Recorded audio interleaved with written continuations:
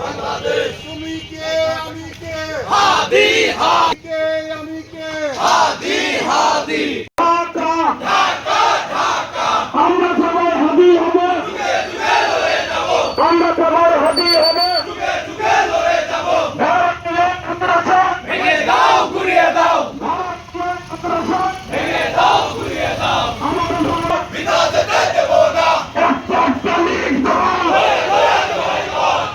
একটা লীগ দল বাহিরে পুরি কেন বাহিরে আমার ভাই কবরে আমি ভাই কবরে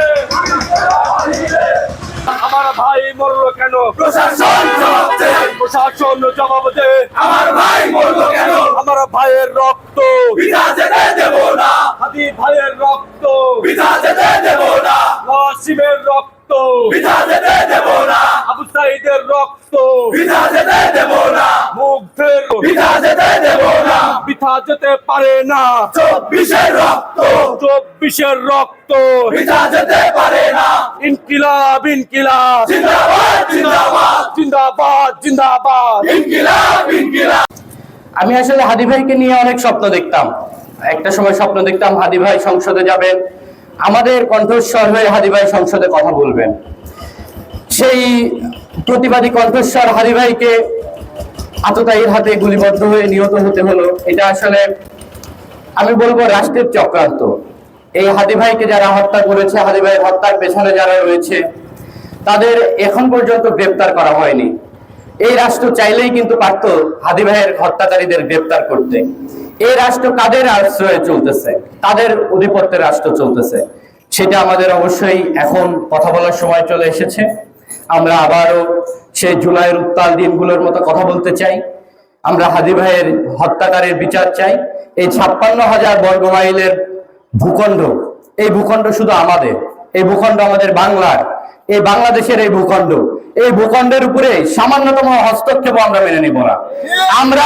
আমরা এক হাদি মরে গেছে, আমরা এখানে শত হাদি দাঁড়িয়ে আছি, আমাদের পিছনে আরো হাজার হাজার হাদি দাঁড়িয়ে আছে। তোমরা কতজনকে মারবা? গুলিটা হাদি ভাইয়ের মাথায় করা হয়নি, করা হয়েছে বাংলাদেশের মাথায়। এই হাদিরা বাংলাদেশপন্থী, এই হাদিরা বাংলাদেশকে ভালোবাসে, এই হাদিরা বিদেশি আধিপত্যকে নস্যাৎ করে বাংলাদেশকে বাংলাদেশের মতো করে রাখার জন্য চেষ্টা করে। এই হাদিদেরকে নিঃশেষ করে দেওয়ার জন্য যে শক্তি, যে ফ্যাসিজম, যে স্বৈরাচারিতা এখনো কাজ করে যাচ্ছে, সেই স্বৈরাচারিতা এবং ফ্যাসিজম শক্তিকে অতি দ্রুত গ্রেপ্তার করে দৃষ্টান্তমূলক শাস্তি যদি সরকার দিতে না পারে, সেক্ষেত্রে সরকারের বিরুদ্ধেও আমরা আন্দোলন গড়ে তুলব। পাশাপাশি যেসব পুলিশ প্রশাসন এখনো দাঁড়িয়ে দাঁড়িয়ে খুব মজা দেখছেন এবং মনে করছেন যে আওয়ামী লীগ আবার ফিরবে, আমরা তখন আবার আগের মতো করে চলবো, হবে না। বিপ্লব আপনাদের বিরুদ্ধেও গড়ে উঠবে যদি আপনারা দেশপ্রেম না দেখান। দেশের জনগণের জানমালের নিরাপত্তার দায়িত্ব আপনাদের হাতে। সেই জানমালের নিরাপত্তা যদি আপনারা দিতে না পারেন, আপনাদের মতো প্রশাসনকে আমরা বয়কট করে দেব। ওসমান হাদি আমাদের বাংলাদেশের সম্পদ।